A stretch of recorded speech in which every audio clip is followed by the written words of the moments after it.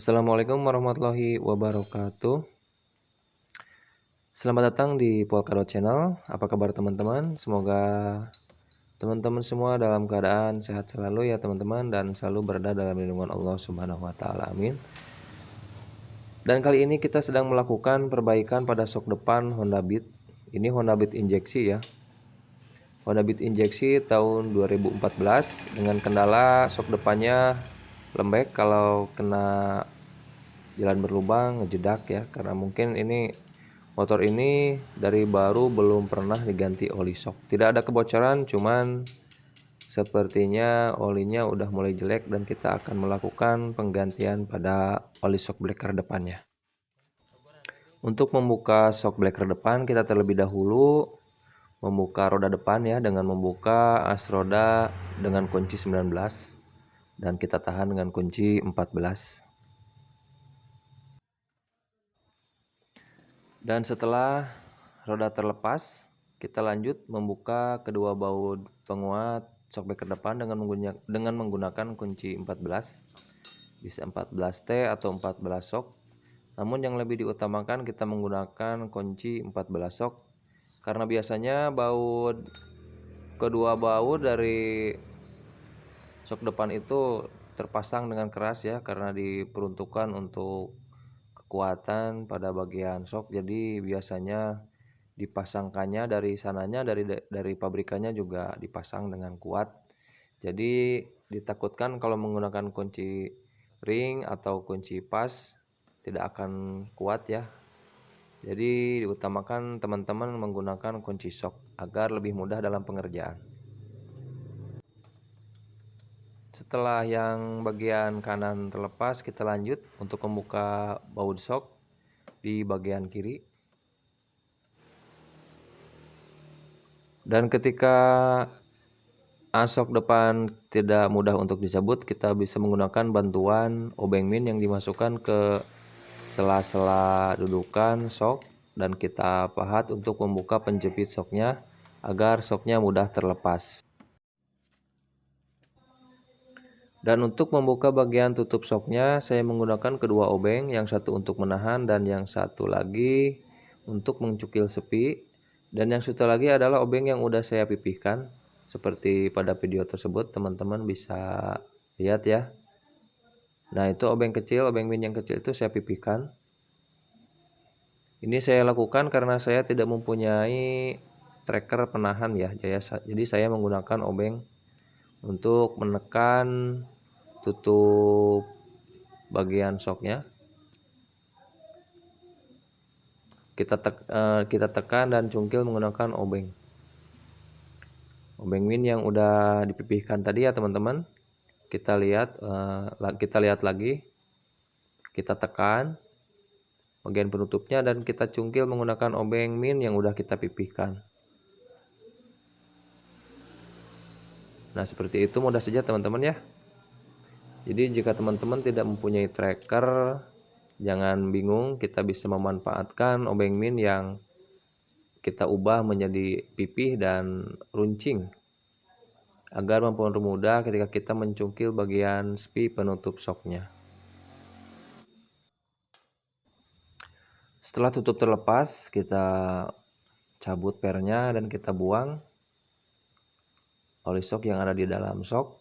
Terlihat udah sangat jelek teman-teman ya, karena ini diperkirakan oli shock ini masih bawaan pabrik ya. Jadi selama yang mempunyai kendaraan motor ini belum pernah mengganti oli shocknya.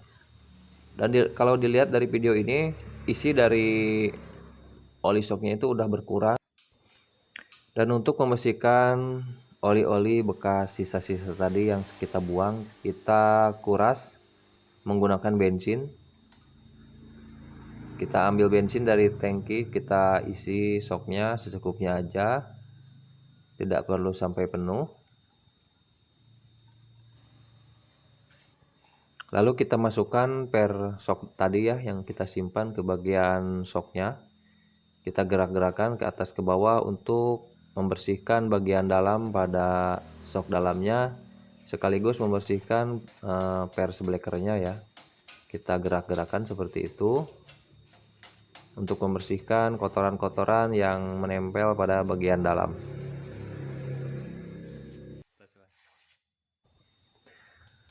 Setelah dirasa cukup, lalu kita buang bagian bensin yang ada di bagian sok tadi. Kita tuangkan ke wadah yang kita siapkan ya. Kita siapkan sebelumnya agar limbah dari bengkel ini tidak kemana-mana. Kita tuangkan ke dalam wadah yang kotor sampai benar-benar bensin ada di bagian dalam itu habis keluar. Dan jangan lupa teman-teman, bagian penutupnya, penutup dari asok depannya kita bersihkan terlebih dahulu. Kalau kotor ya kita cuci pakai bensin, kalau nggak terlalu kotor cukup kita lap menggunakan lap yang bersih. Nah, lalu kita lanjut untuk mengisi bagian shocknya, kita isi menggunakan oli khusus ya, oli shock breaker. Dan di sini saya menggunakan merek Jumbo. Nah, itu teman-teman, kita isi kira-kira 62 ml. 62 ml ini kalau kita menggunakan takaran ya, tapi kalau teman-teman tidak mempunyai takaran yang pasti ya, kira-kira kalau untuk oli shock Jumbo ini ya kita, nah seperti itu, seperti pada video ya, kira-kira kita sisakan seperti itu.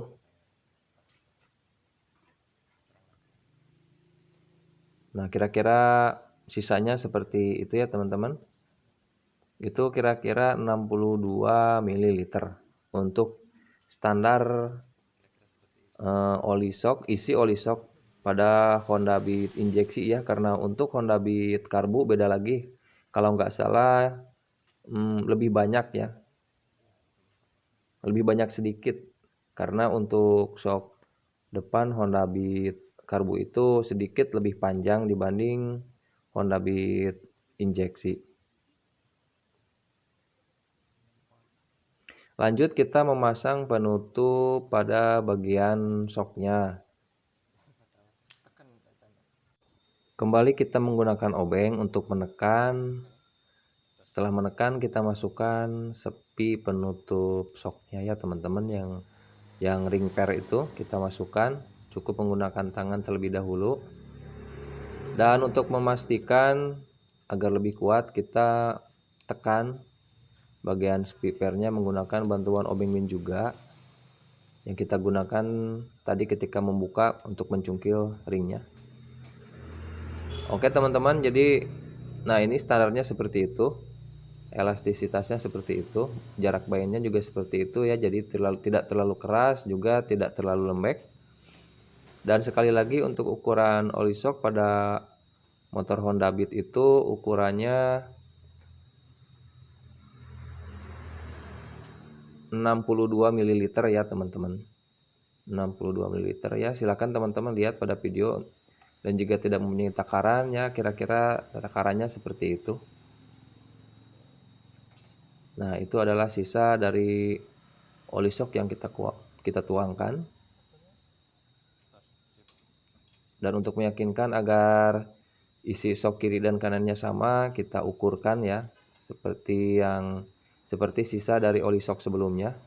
Lalu kita masukkan kembali bagian pernya, jangan lupa bagian per shock depannya, lalu kita tutup dan kita tekan ke dalam menggunakan obeng, dan kita kunci sepinya menggunakan ring spi bawaannya ya teman-teman, seperti itu.